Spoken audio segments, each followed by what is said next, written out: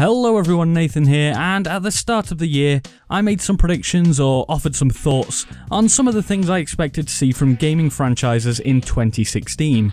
So with the year drawing to a close, I thought it'd be an interesting little exercise to see what I got right, if indeed I did get anything right, and of course what I got wrong. Now just before we kick things off, just be aware that the way I make videos has changed quite a bit over the past year. I mean, even technically things have changed, like I've got a new microphone, new editing techniques, and I feel like my own standards have gotten quite a bit higher. So I apologise if some of these clips used from that older video sound a bit different, look a bit different, anything like that. Anyway, let's get into it, and at the start of the year, I kicked things off with Assassin's Creed. Now in the past few days there have been rumours that this year, for the first time since 2008, there won't be a full AC game released. The rumour also seems to be suggesting that the series will go far back in time and be set in ancient Egypt, where you'll be able to take control of an eagle companion alongside your usual assassin badassery. Right, well that's all borne out to be pretty much true as far as we know up to this point. Now obviously we still don't know what the next AC game will be, but at the very least we can say that there's been no main series entry to the franchise in 2016, and obviously I'm not counting any of those Chronicles games. Now there would have been a time when I'd have been glad to hear of any new Assassin's Creed game, but honestly I'm so glad that there hasn't been one this year. The series had gotten stale and I feel like I was just buying the new ones because I liked the older ones, mainly the Ezio games. Actually though, on the topic of Ezio, there was that silly damn Ezio collection thing that came out this year, and I certainly felt that that was completely unnecessary, and although I didn't really follow it, I'm sure I heard some pretty negative stuff about it. I guess then Ubisoft just couldn't help but have an Assassin's Creed game release every single year. Let's just hope that when we get a truly new one, it's back on form. Anyway, up next is Call of Duty. My head says that they'll continue to look at a near future setting, even though the last two COD games have also been based in that setting. The reason behind that is just purely that that is the trend at the moment. However, I also have a part of me that says that there can't be 3 Call of Duty games in a row that are all based around similar ideas. On that basis, I'd love to see COD move back to a World War setting, or even go full bonkers and go for a distant future setting instead. At least there would be some scope to have some real creativity in the game, and go for some really crazy stuff. So I said there that I thought that the near future setting would probably be the most likely, but would have preferred full-on bonkers far future sci-fi stuff. And to some extent I actually got a bit of both. I'm pretty sure Infinite Warfare is set in 2030 or around then, which surely qualifies as near future, but it's definitely way out there in terms of its space theme. Now while I think that that works with what I said in the single player, I'm not so convinced in terms of multiplayer. Sure, there is some craziness, but to be honest it's basically Black Ops 3 again, with a slightly different coat of paint. Not sure really what to make of my predictions for COD.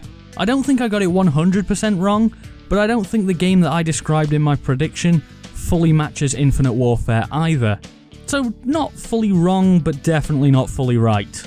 Before we move on though, I'd just like to say that I still really think going back to a World War setting would benefit Call of Duty pretty massively, because you'd satisfy those boots on the ground people again, and have an interesting change for the series which we haven't seen in a long time.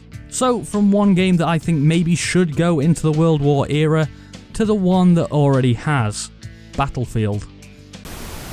It's already effectively been confirmed that there will be a Battlefield game this year, and personally I believe it will be the full-on release of Battlefield 5. I see this as being a modern combat shooter that improves on the graphics of BF4, introduces new maps, and maybe even gives even larger scale warfare, with maybe more players able to compete in the same match. Okay, let me just stop it there for a second. I was way off with this one. The latest Battlefield release isn't a modern military shooter, it doesn't allow for more than 64 players, and it isn't even called Battlefield 5, although I still think it should be. I think with these predictions I was just trying to find some way for Battlefield to innovate, and I didn't see it changing settings to sci-fi or anything like that, because it would have directly competed with Battlefront. Anyway, let's carry on with this one. It seems though that my opinion is not what the community as a whole wants though, as a recent straw poll by Jack Frags shows a healthy support for a World War II setting. And while I think this would be a lot of fun, I just don't think it offers enough scope for creativity and customization, which the Battlefield series has become known for. So, interesting to note in that straw poll which was on the screen for a second there, that World War I was the least wanted out of all the options, which is weird given the hype around the setting change when it was announced. Also, I say in the video that any World War setting wouldn't offer enough customization, and honestly, I'd say I was right. I mean, sure, they did it anyway, but compared to Battlefield 4, the number of guns and attachments and even skins in Battlefield 1 is tiny, and that's one of the major criticisms I'd say against the game.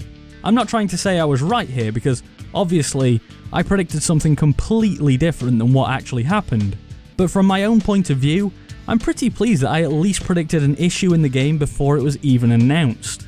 I still got it wrong though, I mean, let's face it. Anyway, I went on to make one final prediction for games in 2016, and it involved some story spoilers, which I'll leave out here, so don't worry about that. But the final section, which is going to be fairly short admittedly, is on The Last of Us. Now, in June last year, voice actor Nolan North seemed to let it slip that Naughty Dog are working on a sequel to the incredibly well received The Last of Us, and while Naughty Dog themselves were quick to play down the rumours, it would make sense that a game that had so much critical acclaim would get a sequel. From my point of view, a sequel could be fantastic, but is not by any means necessary, and it would definitely be a shame if the series was tainted by a less than stellar game release. In any case, I find it unlikely that this will be released this year. However, I will predict that we'll get an official announcement telling us that the game is happening, and it'll have an early to mid 2017 release. Yep, this one's pretty cut and dry.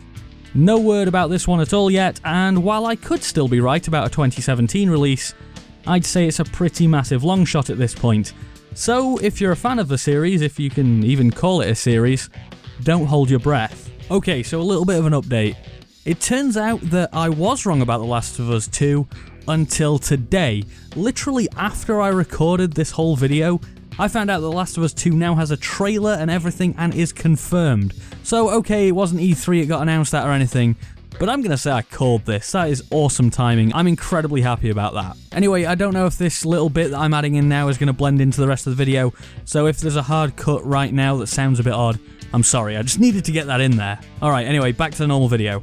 So I think overall we can see I'm definitely not some kind of gaming oracle, and I'm wrong more often than I'm right. But it's been nice for me to look back and initially think at least, holy crap, my videos were awful, and secondly, to see what was going on in younger Nathan's head.